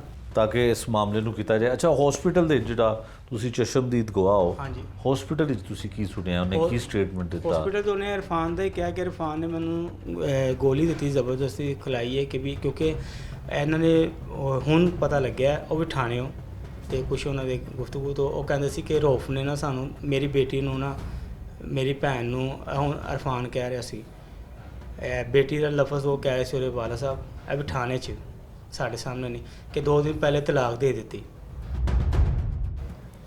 ਤੇ ਮੈਂ ਕਿਹਾ ਤਲਾਕ ਦੇ ਦਿੱਤੀ? ਉਹ ਕਹਿ ਰਹੇ ਸੀ ਕਿ ਰੌਫ ਨੇ ਦੇਖਿਆ 2-3-4 ਦਿਨ ਪਹਿਲੇ ਦੇਖਿਆ ਕਿ ਰਾਣੀ ਨਾ ਰੌਫ ਇਰਫਾਨ ਦੀ ਗੋਦੀ 'ਚ ਸਰ ਰੱਖਿਆ ਸੀ। ਅੱਛਾ ਇਹਨੇ ਕਿ ਨਾਮ ਦੇਖਿਆ, ਤੇ ਰਾਣੀ ਨੇ ਥੋੜੀ ਬਦਤਮੀਜ਼ੀ ਕੀਤੀ ਇਹਨੇ, ਤੇ ਰਾਣੀ ਚਲੀ ਗਈ ਇਰਫਾਨ ਦੇ ਘਰ। ਹੂੰ ਕਹਿੰਦਾ ਮਾਮੂ ਉੱਥੇ ਚਲੇ ਗਈ ਹੈ, ਤੇ ਲੇਕਿਨ ਰੌਫ ਨੇ ਇਸ ਗੱਲ ਨਾਲ ਸਾਡੇ ਨਾਲ ਕੀਤੀ ਹੈ ਕਿ ਮੈਂ ਤਲਾਕ ਦੇ ਦਿੱਤੀ ਕਿ ਨਹੀਂ ਦਿੱਤੀ, ਮੇਰੇ ਕੋ ਆਇਆ। ਤੇ ਮੈਂ ਕਿਹਾ ਅੱਛਾ ਯਾਰ ਚੱਲ ਤੂੰ 2 ਦਿਨ ਨਾਲ ਮਤਲਬ ਤਸਦੀਕ ਹੋ ਗਈ ਕਿ ਇਰਫਾਨ ਦਾ ਰਾਣੀ ਦੇ ਨਾਲ ਤਾਲੁਕ ਸੀ। ਇਹ ਰੌਫ ਨੇ ਆਪਣੀ ਅੱਖੀ ਦੇਖਿਆ, ਮਰਨ ਰੌਫ ਨੇ ਵਾਲਾ। ਤੁਹਾਨੂੰ ਦੱਸਿਆ? ਹਾਂਜੀ। ਤੇ ਮੈਂ ਕਿਹਾ ਯਾਰ ਭੈਣ ਭਰਾ ਹੋਣਗੇ, ਉਹ ਭੈਣ ਭਰਾ ਕਹਿੰਦੇ ਨੇ, ਕਹਿੰਦਾ ਮਾਮੂ ਤੂੰ ਮੇਰੀ ਹਰ ਗੱਲ ਇਗਨੋਰ ਕਰੀ ਜਾ ਰਿਹਾ। ਮੈਨੂੰ ਹੋਗਾ ਸੀ ਕਿ ਮੇਰੇ ਵਾਲਦ ਸਾਹਿਬ ਫੌਤ ਹੋਏ ਨੇ, ਤੇ ਮੈਂ ਚਿਲਮ ਕਰ ਲਵਾਂ, ਚਿਲਮ ਤੋਂ ਬਾਅਦ ਮੈਂ ਫਿਰ ਕੋਈ ਬੈਠਾ, ਕੋਈ ਆਪਣੇ ਵੱਡਿਆਂ ਨੂੰ ਬਿਠਾਵਾਂ ਤੇ ਗੁਫ਼ਤਗੂ ਕਰਾਂ। ਤੇ ਉਹ ਕਹਿੰਦਾ ਮਾਮੂ ਤੂੰ ਮੇਰੀ ਹਰ ਗੱਲ ਇਗਨੋਰ ਕਰ ਰਿਹਾ। ਅੱਛਾ ਇਸ ਤਰ੍ਹਾਂ ਤਾਂ ਨਹੀਂ ਹੋ ਸਕਦਾ ਕਿ ਰਊਫ ਨੇ ਆਪਣੀ ਬੀਵੀ ਨੂੰ ਕਿਸੇ ਹੋਰ ਮਰਦ ਨਾਲ ਦੇਖਿਆ, ਇਰਫਾਨ ਦੇ ਨਾਲ ਦੇਖਿਆ, ਤੇ ਫਿਰ ਉਹਨੇ ਕੋਈ ਜ਼ਹਿਰ ਖਾ ਲਿਆ ਹੋਵੇ ਜਾਂ ਜ਼ਿੰਦਗੀ ਦਾ ਖਾਤਮਾ ਨਹੀਂ ਕਰ ਨਹੀਂ, ਲਿਆ? ਕਿਉਂਕਿ ਉਹ ਰਾਣੀ ਨਾਲ ਪਿਆਰ ਹੀ ਇੰਨਾ ਕਰਦਾ ਸੀ, ਰਾਣੀ ਨਾਲ ਪਿਆਰ ਕਰਦਾ ਸੀ, ਤੇ ਉਹਦੀ ਖਾਤਰ ਇੱਥੋਂ ਛੱਡ ਕੇ ਗਿਆ। ਜਿਸ ਮਾਮੂ ਉਹਨਾਂ ਨੂੰ ਪਾਲਿਆ ਹੋਵੇ, ਜਿਸ ਮਾਮੂ ਕੋਲ 3 ਸਾਲ ਦਾ ਆਇਆ ਹੋਵੇ, 3 ਸਾਲ ਦਾ ਕਹਿ ਰਿਹਾ ਮੈਂ ਬੱਚਾ, ਜਿਸ ਬੱਚੇ ਨੂੰ ਐਨੇ ਆਪਣੀ ਬਾਪ ਦੀ ਜਾਂ ਮਾਂ ਦੀ ਪਹਿਚਾਣ ਨਹੀਂ ਹੁੰਦੀ ਸਹੀ ਤਰੀਕੇ ਨਾਲ, ਤੇ ਉਹਨੂੰ ਬਾਹਰ ਫਿਰਨਾ ਟੁਰਨਾ ਨਹੀਂ ਆਉਂਦਾ, ਉਹ ਬੱਚੇ ਨੂੰ ਮੈਂ 3 ਸਾਲ ਦਾ ਪਾਲਣ ਡਿਆ ਸੀ। ਮੇਰੀ ਭੈਣ ਜਾਂ ਮੇਰੇ ਕੋਈ ਹੋਰ ਰਿਸ਼ਤੇਦਾਰ ਮੇਰੇ ਤੋਂ ਵੱਧ ਨਹੀਂ ਜਾਣਦੇ ਉਹਨੂੰ। ਹੂੰ ਉਹਨੇ ਕੋਈ ਵੀ ਗੱਲ, ਅੱਛੀ ਬੁਰੀ ਗੱਲ ਉਹਨੇ ਮੇਰੇ ਨਾਲ ਕਰਨੀ, ਉਹਨੇ ਅੱਛੀ ਬੁਰੀ ਗੱਲ, ਮਰਨ ਲੱਗੇ ਵੀ ਉਹ ਮੈਨੂੰ ਕਹਿ ਕੇ ਗਿਆ ਕਿ ਮਾਮੂ ਇਹ ਮੇਰਾ ਸੂਟ ਰੱਖੋ। ਜਿਸ ਦਿਨ ਫੌਤ ਹੋਇਆ ਉਸ ਦਿਨ ਦੁਪਹਿਰ ਨੂੰ ਆਇਆ, ਕਹਿੰਦਾ ਮਾਮੂ ਮੇਰਾ ਸੂਟ ਰੱਖੋ, ਤੇ ਮੈਂ ਰਾਤ ਨੂੰ ਆ ਕੇ ਤੇ ਕੀ ਨਾਮ ਚੇਂਜ ਕਰ ਲਾਂਗਾ ਕੱਪੜੇ। ਜੁੱਤੀ ਵੀ ਦੇ ਕੇ ਗਿਆ, ਸੂਟ ਵੀ ਦੇ ਕੇ ਗਿਆ। ਇੱਥੋਂ ਤੱਕ ਕਹਿੰਦਾ ਸੀ ਕਿ ਮਾਮੂ ਫਿਰ ਮੈਨੂੰ ਬਾਹਰ ਭੇਜ ਦਿਓ, ਯਾਨੀ ਕਿ ਕੋਈ ਵੀ ਗੁਫ਼ਤਗੂ ਕਰਨੀ ਮੇਰੇ ਨਾਲ ਜ਼ਿਆਦਾ ਕਲੋਜ਼, ਠੀਕ। ਮੇਰੇ ਨਾਲ ਕਰਨਾ ਉਹਨੇ। ਹੂੰ ਤੇ ਬਿਲਕੁਲ ਹੁਣ ਠੀਕ। ਮੈਂ ਆਪਣੇ ਹੱਥੀਂ ਉਹਨੂੰ ਗੁਸਲ ਦਿੱਤਾ, ਆਪਣੇ ਹੱਥੀਂ ਉਹਨੂੰ ਕਬਰ 'ਚ ਉਤਾਰਿਆ। ਬਿਲਕੁਲ 3 ਸਾਲ ਦਾ ਬੱਚਾ ਜਿਹਨੂੰ ਤੁਸੀਂ ਪਾਲਿਆ। ਸਿਰਫ 3 ਸਾਲ ਦਾ ਕਹਿ ਰਹੇ, ਛੋਟਾ ਸੀ। ਪੁਲਿਸ ਦੀ ਇਨਵੈਸਟੀਗੇਸ਼ਨ? ਪੁਲਿਸ ਨੇ 1 ਹਫ਼ਤਾ ਪਹਿਲੇ ਮੇਰੇ ਨਾਲ ਤਾਵਨ ਕੀਤਾ, ਸਿਰਫ 1 ਹਫ਼ਤਾ। ਉਹ ਵੀ ਜਦੋਂ ਫਰਿਆਦ ਇਰਫਾਨ ਨੂੰ, ਉਸਾਮਾ ਨੂੰ, ਤੇ ਉਹਦੀ ਬੇਗਮ ਦਾ ਵੀ ਨਾਮਜ਼ਦ ਹੈਗਾ ਪਰਚੇ ਦੇ ਵਿੱਚ, ਮੈਂ ਉਹਨਾਂ ਨੂੰ ਨਹੀਂ ਗ੍ਰਿਫਤਾਰ ਕਰ ਰਿਹਾ। ਉਹ ਸ਼ਾਪਿੰਗ ਕਰ ਰਹੀ ਹੈ, ਫਿਰਦੀ ਟੁਰਦੀ ਪਈ ਹੈ, ਲੇਕਿਨ ਪੁਲਿਸ ਨੇ ਨਹੀਂ ਫੜਿਆ। ਸ਼ਾਮ ਨੇ ਤਫਤੀਸ਼ ਹੀ ਨਹੀਂ ਕੀਤੀ। ਮੈਂ ਉਹਨੂੰ ਪਹਿਲੇ ਤੇ ਐਸਐਚਓ ਨੂੰ ਕਿਹਾ, ਐਸਐਚਓ ਸਾਹਿਬ ਨੇ ਕਿਹਾ ਜੀ ਕਰਨੇ ਆ, ਠੀਕ ਹੈ ਕਰਨੇ ਆ। ਫਿਰ ਪਰਚਾ ਚਲਾ ਗਿਆ ਤਫਤੀਸ਼ੀ ਇੰਚਾਰਜ ਕੋ। ਇੰਚਾਰਜ ਨੂੰ ਮੈਂ ਕਿਹਾ, ਮੈਂ ਕਿਹਾ ਸਰ ਉਹ ਤੁਸੀਂ 2 ਮੁਲਜ਼ਮਾਂ ਨੂੰ ਫੜੇ ਨੇ ਤੇ ਤੀਸਰਾ ਕਿਉਂ ਨਹੀਂ ਫੜਦੇ ਪਏ? ਕਹਿੰਦੇ ਯਾਰ ਉਹਨੂੰ ਫੜਨੇ ਆ ਉਹ ਕਰਨੇ ਆ। ਉਹ ਗੁਫ਼ਤਗੂ ਕਰਦੇ ਕਰਦੇ 1 ਮਹੀਨਾ ਹੋ ਗਿਆ। 1 ਮਹੀਨੇ ਤੋਂ ਬਾਅਦ ਮੈਂ ਕਿਹਾ ਸਰ, ਫਿਰ ਡੀਐਸਪੀ ਨੂੰ ਲੱਖੇ ਥਾਣੇ ਉੱਥੇ ਪੇਸ਼ ਹੋਏ ਸੀ। ਉੱਥੇ ਮੈਡਮ ਦੇ ਸਾਹਮਣੇ, ਮੁਨੀਜ਼ਾ ਮੈਡਮ ਨਾਮ ਹੈਗੀ ਐਸਪੀ ਇਨਵੈਸਟੀਗੇਸ਼ਨ, ਉਹਨਾਂ ਸਾਹਮਣੇ ਪੇਸ਼ ਹੋਏ। ਮੈਂ ਉੱਥੇ ਵੀ ਕਿਹਾ, ਮੈਂ ਕਿਹਾ ਸਾਰਾ ਮੁਲਜ਼ਮਾਂ ਜਿਹੜੀ ਹੈ ਇਹਨੂੰ ਤੁਸੀਂ ਫੜ ਕੇ ਤਫਤੀਸ਼ ਕਿਉਂ ਨਹੀਂ ਕਰਦੇ ਪਏ? ਇਹਦੇ ਮੋਬਾਈਲ ਦੇ ਨੰਬਰ ਕਢਾਓ, ਕਿਹੜੇ ਬੰਦੇ ਨਾਲ ਗੁਫ਼ਤਗੂ ਕਰਦੀ ਹੈ, ਕਿਹੜੇ ਨਾਲ ਰਾਬਤਾ ਹੈਗਾ, ਉਹ ਅੱਛਾ ਉਹ ਕਰਨੇ ਪਏ ਆ। ਤੇ ਮੈਂ ਕਿਹਾ ਤੁਸੀਂ ਸਾਡੇ ਨੰਬਰ ਟਰੇਸ ਤੇ ਲਾਏ ਜੇ, ਸਾਡੇ ਨੰਬਰ ਚੈੱਕ ਕਰਦੇ ਪਏ, ਕੋਈ ਰੋਫ ਕੇ ਨਾਲ ਗੱਲ ਕਰਦਾ ਸੀ, ਕਿਹਦੇ ਨਾਲ ਕਰਦਾ ਸੀ, ਇਹਦਾ ਵੀ ਕੋਈ ਨੰਬਰ ਟਰੇਸ ਕਰੋ। ਕਿਹੜੇ ਨਾਲ ਸਾਨੂੰ ਜਦ ਹੈ ਸ਼ੱਕ ਹੈ ਕਿ ਨਾਮ ਹੈ ਗੁਫ਼ਤਗੂ ਕਰਦੀ ਪਈ ਹੈ, ਕਿਸੇ ਨਾਲ ਗੁਫ਼ਤਗੂ ਕਰ ਗਈ, ਇਹ ਕੋਈ 1 ਮਹੀਨੇ ਦੀ ਜਾਂ 15 ਦਿਨਾਂ ਦੀ ਗੱਲ ਨਹੀਂ ਮੈਂ ਦੱਸ ਰਿਹਾ, ਇਹ 5 ਤੋਂ 6 ਮਹੀਨੇ ਦੀ ਗੱਲ ਦੱਸ ਰਿਹਾ ਕਿ ਤੁਸੀਂ ਇਹ ਨੰਬਰ ਟਰੇਸ ਕਰੋ। ਸਾਡੇ ਨੰਬਰ ਤੁਸੀਂ ਮੈਨੂੰ ਕਹਿ ਰਹੇ ਹੋ ਕਿ ਜੀ ਮੈਂ ਤੁਹਾਡੇ ਨੰਬਰ ਟਰੇਸਿੰਗ ਤੇ ਲਾਤੇ ਨੇ, ਰਜ਼ਵਾਨ ਸਾਹਿਬ ਕਹਿ ਰਹੇ ਕਿ ਮੈਂ ਇੰਝ ਕਰਤਾ ਉਂਝ ਕਰਤਾ। ਮੈਂ ਕਿਹਾ ਠੀਕ। ਹਫ਼ਤਾ ਪਹਿਲੇ ਮੇਰੀ ਸਟੇਟਮੈਂਟ ਲਿੱਤੀ ਉਹਨਾਂ ਨੇ। ਹਫ਼ਤੇ ਬਾਅਦ ਮੈਂ ਕਿਹਾ ਸਰ ਮੈਂ ਮੁਲਾਕਾਤ ਕਰਨਾ ਚਾਹੁੰਦਾ ਰਜ਼ਵਾਨ ਸਾਹਿਬ ਨੂੰ। ਉਹ ਮੈਂ ਮੀਟਿੰਗ ਤੇ ਆ। ਫਿਰ ਜੀ ਉਹ ਜਲਸੇ ਆ ਗਏ ਤੇ ਕੱਲ ਮੈਂ ਗਿਆ ਗੁਫ਼ਤਗੂ। ਮੈਂ ਕਿਹਾ ਸਰ ਮੇਰਾ ਕੇਸ ਕਿੱਥੋਂ ਤੱਕ ਪਹੁੰਚਿਆ, ਮੈਨੂੰ ਇਨਸਾਫ ਮਿਲੇਗਾ ਕਿ ਨਹੀਂ ਮਿਲੇਗਾ, ਮੇਰਾ ਕਿੱਥੋਂ ਤੱਕ ਯਾਨੀ ਕਿ ਸਿਲਸਿਲਾ ਚੱਲੇ? ਤੇ ਉਹਨਾਂ ਨੇ ਅੱਗੋਂ ਮੈਨੂੰ ਜਵਾਬ ਦਿੱਤਾ ਜੀ ਉਹ ਮੁਲਜ਼ਮ ਤੇ ਮੈਂ ਛੱਡ ਦਿੱਤੇ ਨੇ, ਉਹਦੇ ਸ਼ੱਕ ਦੀ ਬੁਨਿਆਦ ਤੇ। ਸ਼ੁਰੂ ਤੋਂ ਮੈਨੂੰ ਕਹਿ ਰਹੇ ਸੀ ਕਿ ਅਸੀਂ ਗ੍ਰਿਫਤਾਰੀ ਪਾਈ ਹੈ, ਇਹਨਾਂ ਨੂੰ ਅਸੀਂ ਰਿਮਾਂਡ ਲਿੱਤਾ ਹੈ, ਇਹਨਾਂ ਦਾ ਰਿਮਾਂਡ ਲਿੱਤਾ ਹੈ। ਤੇ ਮੈਂ ਇਹੀ ਕਹਿੰਦਾ ਸੀ ਕਿ ਸਰ ਤੁਸੀਂ ਉਹਨੂੰ ਵੀ ਨਾਲ ਫੜੋ, ਮੁਲਜ਼ਮਾ ਹੈਗੀ ਹੈ ਉਹਨੂੰ ਫੜੋ, ਉਹਦੀ ਵਜ੍ਹਾ ਤੋਂ ਬੱਚਾ ਕਤਲ ਹੋਇਆ, ਠੀਕ, ਬੱਚਾ ਉਹਦੀ ਵਜ੍ਹਾ ਤੋਂ ਕਤਲ ਹੋਇਆ ਤੇ ਤੁਸੀਂ ਉਹਨੂੰ ਕਿਉਂ ਨਹੀਂ ਫੜਦੇ ਪਏ? ਪਹਿਲੇ ਕਹਿੰਦੇ ਜੀ ਉਹ ਬੁਰੇ ਵਾਲੇ ਹੈਗੀ ਹੈ। ਮੈਂ ਕਿਹਾ ਕਹਿੰਦੇ ਫਿਰ ਤੁਸੀਂ ਬੁਰੇ ਵਾਲੇ ਚੱਲੋਗੇ ਸਾਡੇ ਨਾਲ? ਇਹ ਮੇਰੀ ਸਿਸਟਰ ਨੂੰ ਕਹਿੰਦਾ ਰਜ਼ਵਾਨ ਸਾਹਿਬ। ਤੇ ਮੈਂ ਕਿਹਾ ਸਰ ਮੈਂ ਹਰ ਦਫਾ ਉਹਨੂੰ ਇਹੀ ਕਹਿੰਦਾ ਸੀ ਕਿ ਸਰ ਉਹ ਲੜਕੀ ਫਿਰਦੀ। ਇੱਕ ਵਾਰੀ ਉਹਨੇ ਮੇਰੇ ਆਮਣੇ ਸਾਹਮਣੇ ਬਿਠਾਤਾ 2 ਮੁਲਜ਼ਮਾਂ ਨੂੰ ਤੇ ਉਹ ਲੜਕੀ ਨੂੰ ਮੇਰੇ ਸਾਹਮਣੇ ਬਿਠਾਇਆ। ਹਾਂਜੀ। ਤੇ ਮੈਂ ਕਿਹਾ ਗੁਫ਼ਤਗੂ ਹੋਈ ਹੈ, ਪੁੱਛ ਗਿੱਛ ਹੋਈ ਹੈ ਤੇ ਕਹਿੰਦੇ ਤੁਸੀਂ ਜਾਓ। ਤੇ ਮੈਂ ਕਿਹਾ ਸਾਰਿਆਂ ਨੂੰ ਤੁਸੀਂ, ਉਹ ਕਹਿੰਦਾ ਜੀ ਅਸੀਂ ਇਹਨੂੰ ਥਾਣੇ ਨਹੀਂ ਰੱਖ ਸਕਦੇ। नहीं है, ऐसा नहीं है कि ख़वातीन अगर कोई जुर्म करे तो उन्होंने थाने 'ਚ ਨਹੀਂ ਰੱਖਿਆ ਜਾਂਦਾ। ਵੂਮਨ ਪੁਲਿਸ ਸਟੇਸ਼ਨ ਹੈ। ਇਹ ਤੁਸੀਂ ਮਾਈਕ ਦਿਓ ਭਾਈ ਨੂੰ ज़रा। आप जी अपना नाम? मोहम्मद सलीम मेरा नाम है। सलीम साहब जी। आपका भी भांजा था? जी भांजा था। तो क्या लगता है आपको, क्या वो ऐसे है कि मैं भी थाने इनके साथ जाता रहा हूँ, तफ्तीशी से यही बात होती रही है कि आप मुलजमा को क्यों नहीं पकड़ते। ठीक है। तो वो यही कहते रहेंगे जी हम जब मौका आएगा तो पकड़ लेंगे। फिर वो एसपी इन्वेस्टिगेशन नौलखे में मेरी बात हुई उनसे, तो उनसे मैंने कहा मैं कि जी आप एक एप्लीकेशन दे दें तो आप फ़ौरन मुलज़म को पकड़ के हवालात में बंद कर दिए। 302 की मुलज़म है, आप इसको क्यों नहीं गिरफ्तार करें? वो कह रही है हमारे थाने में रखने की जगह नहीं है। मेरी उससे बहस हुई है कि थाने में जगह नहीं है तो ये हमारी सरदर्द तो नहीं, ये जेलें बड़ी पड़ी हैं, वो किस लिए हैं? तो उसने कहा जी अच्छा ही जब मौका आएगा तो आपको पता लग जाएगा, गिरफ्तार कर लेंगे। लेकिन उसने कोई जोर नहीं, वो एक्शन ले लिया है उस पर। तो उसके बाद भी यही चीज़ें सिलसिला चलता रहे, भाई जाते रहे। मैं तकरीबन 1-2 दफ़ा ही गया हूँ थाने में। बस यही चाह रहा हूँ कि इंसाफ मिलना चाहिए। उसका अकेला अकलौता बेटा था, तो ये मेरी चाचा जात जो है ना बहन है, तो हम चाहते हैं कि इंसाफ मिले बस उसको। बिल्कुल ठीक है।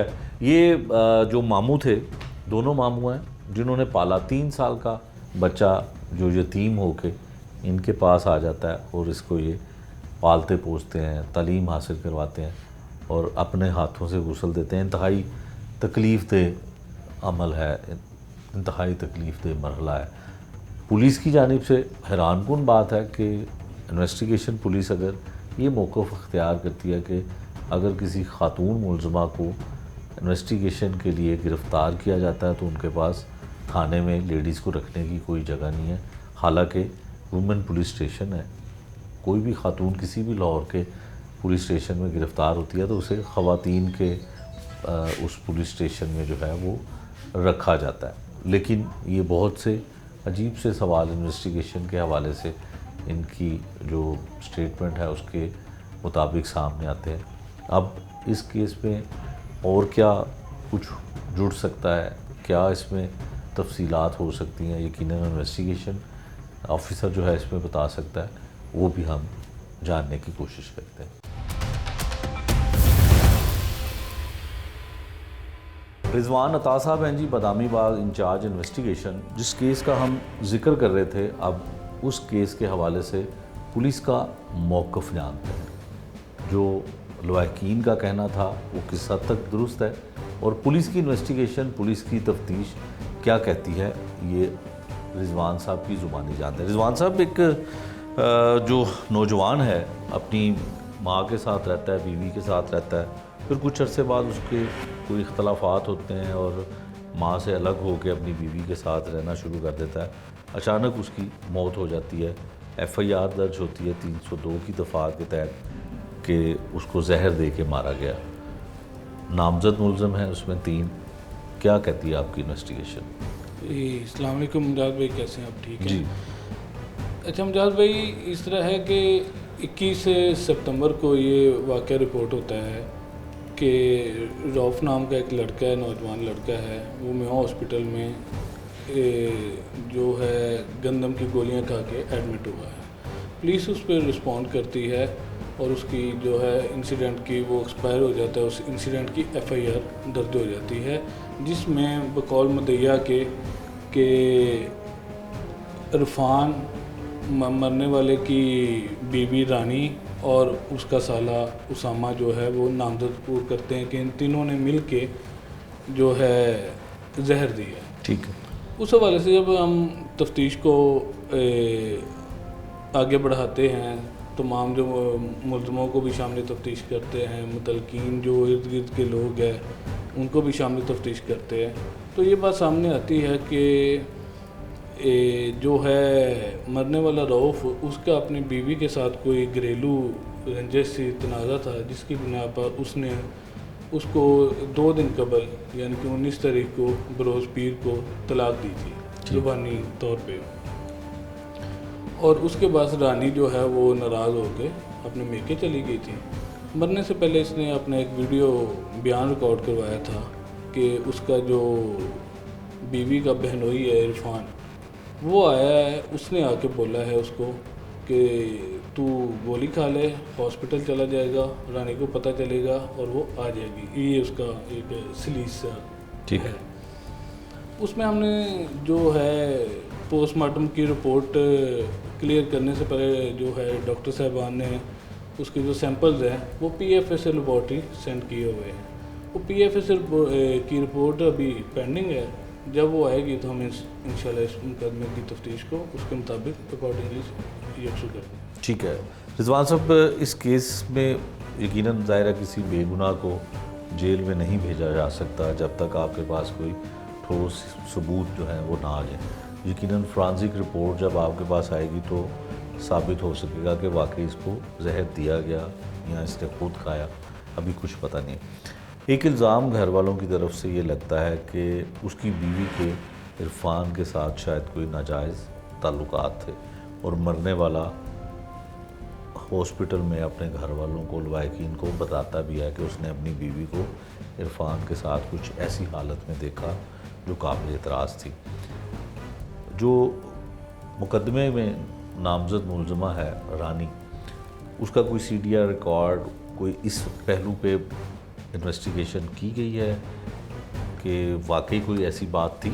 जी मुजाहिद भाई, बिल्कुल हमने तफ्तीश को हर एंगल से, उसको टेक्निकली फॉरेंसिक एजेंसी की मदद से हर एंगल से उसको हम कर रहे हैं सर्च आउट। उसके CDRs भी तमाम मुल्कों के हमने हासिल कर लिए, उनके आपस में जो कॉन्टैक्ट्स है उनको भी हम फाइंड आउट, कुछ चीज़ें हम कर चुके हैं, कुछ मज़ीद हम कर रहे हैं। उसमें जो आप बात कर रहे हैं रिलेशन के मतलब के, उसकी जो मरने वाले की वाइफ रानी का उसके बहनोई के साथ कोई तल्लक के मतलब, इसके मतलब आप बेजा फरमा रहे हैं, कंप्लेनेंट साइड यही कह रही है कि उनका आपस में तल्लक था, लेकिन उसको दौरान तफ्तीश जो है इरफान ने अभी तक और रानी ने उस चीज़ को डिनाई किया है और जो है उसके मतलब अभी हम मज़ीद जो है शहादत एविडेंस इकट्ठी कर रहे हैं। ठीक है। ठीक है रिजवान साहब, ये बताइएगा कि जो नामजद मुलज़िम होता है घर वालों की जानिब से ये इल्ज़ाम भी है, मौक़िफ़ भी उनका है कि पुलिस ने उनके मुलज़िमों को पकड़ा नहीं। कुछ दिन उन्होंने इंटेरोगेट किया, रखा, फिर उसके बाद उन्हें छोड़ दिया, उनकी गिरफ़्तारी नहीं डाली है। तो इसमें कानूनी तौर पे क्या हर्डल्स हैं, या ऐसा हुआ है, या अगर वाकई ही फ्रांसिक में ये चीज़ें साबित हो जाती हैं कि उसको जहर उसने खाने की वजह से उसकी डेथ हुई है, लेकिन क्या उसने खुद खाया जहर, क्या उसको खिलाया गया, ये चीज़ें कैसे साबित होंगी? मेरा भाई इस तरह है कि जो ज़ाब्ता फौजदारी की 169 सेक्शन है, उसके तहत तब तक हम मुल्ज़िम को अरेस्ट नहीं कर सकते तब तक उसके ख़िलाफ़ सफिशेंट एविडेंस ना हो कि वो उसको अरेस्ट किया जा सकता है और कोर्ट में प्रेजेंट किया जा सकता है। ठीक है। उसकी एविडेंस की एक तफ्तीश तो नाम ही कलेक्शन ऑफ एविडेंस का है, तो हम एविडेंस इकट्ठे कर रहे हैं। जो ही अगर हमारे पास जो PFSC की रिपोर्ट्स हैं या और जो किसी भी सोर्स से हमें एविडेंस मिलता है तो हम अकॉर्डिंगली कार्रवाई करेंगे। ठीक है। रिजवान साहब, ये बताइएगा कि जो मुलजिम हैं, जो FIR के मुताबिक जिनको मुलजिम कहा गया है लवाकिन की जानिब से या मुद्दइया की जानिब से, अगर इन्वेस्टिगेशन आपकी मुकम्मल होती है, आपकी तफ्तीश में वाकई वो मुलजिम करार पाते हैं, तो उस दौरान ऐसा पॉसिबल हो जाता है कि मुलजिम कभी मंजर आम से गायब हो जाए, फ़रार हो जाए, मुल्क से बाहर चला जाए या किसी और शहर चला जाए? नहीं, इसमें ऐसे है कि हमने सफिशेंट उसकी जो श्योरिटी है वो ली होती है, सफिशेंट श्योरिटी ली होती है मुलज़म को, ताकि उसके अंडर होने से बचाने के लिए। और अगर इन केस कोई ऐसा भी होता है तो वो पुलिस की जिम्मेदारी है कि वो मुलज़मों को अरेस्ट करेगी। और हमें पता है कि तफ्तीश 302 एक संगीन मामला है, इसकी तफ्तीश में हम इंशाल्लाह कोई कसर उठा नहीं रखेंगे। ठीक है। रिजवान साहब, आखिरी एक सवाल का जवाब दे दीजिए। फ्रांसिक रिपोर्ट कितनी वक्त मज़ीद लगेगा, कब तक आ जाएगी, और क्या इसी तरह से फ्रांसिक की रिपोर्ट 2-2, 2.5 महीने लग जाते हैं? नहीं जहाज भाई, इसमें ये है कि ये डिपेंड करता है तमाम उसकी पंजाब फॉरेंसिक साइंस एजेंसी जो है उनकी वर्किंग पे। ठीक है। और उनके प्रोसीजर में हम उसको फॉलो करते हैं, उसकी अकॉर्डिंगली उसके जो रिमाइंडर्स हैं वो हम भेजते रहते हैं, ताकि वो अपना प्रोसेस को वो इंटीमेट हमें करते रहते हैं। जब ही वो आएगी वो हॉस्पिटल वालों को इंटीमेट करेंगे कॉज ऑफ डेथ के लिए, वो हमें डिक्लेयर करके देंगे और हम उसके अकॉर्डिंगली हम इस केस को आगे लेके चलेंगे। ठीक है। ये पुलिस की इन्वेस्टिगेशन, पुलिस की तफ्तीश क्या कहती है, ये पुलिस का मौक़िफ़ भी हमने आपको सुनवा दिया, क्योंकि प्रोग्राम में बहुत अग्रेशन दिखाया गया मकतूल के लवाकिन की जानिब से कि शायद पुलिस जो है वो उनकी मदद नहीं कर रही, उनको इंसाफ फराहम नहीं हो रहा। लेकिन कुछ कायदे कानून और कुछ कानून में रह के कुछ मजबूरियाँ पुलिस की भी होती हैं, जिसके मुताबिक पुलिस ने काम करना होता है। फ्रांसिक रिपोर्ट जो है वो आने के बाद तमाम चीज़ें, तमाम हक़ाइक़ सामने आ जाएंगे। और जहाँ तक मुलज़िमों को गिरफ़्तार ना करने की बात है, जो लवाकिन की जानिब से भी बार बार सवाल उठाया गया, वो ये है कि पुलिस की ज़िम्मेदारी है कि अगर वो मुलज़िम साबित होते हैं तो उनको गिरफ़्तार करना और उनको गिरफ़्तार करके कानून के कटहरे में रहना, ये तमाम चीज़ें पुलिस की ज़िम्मेदारी होती हैं। ये था आज का जुर्म अंजाम। नए प्रोग्राम तक के लिए मुझे दीजिए इजाज़त। अल्लाह ने के बाद।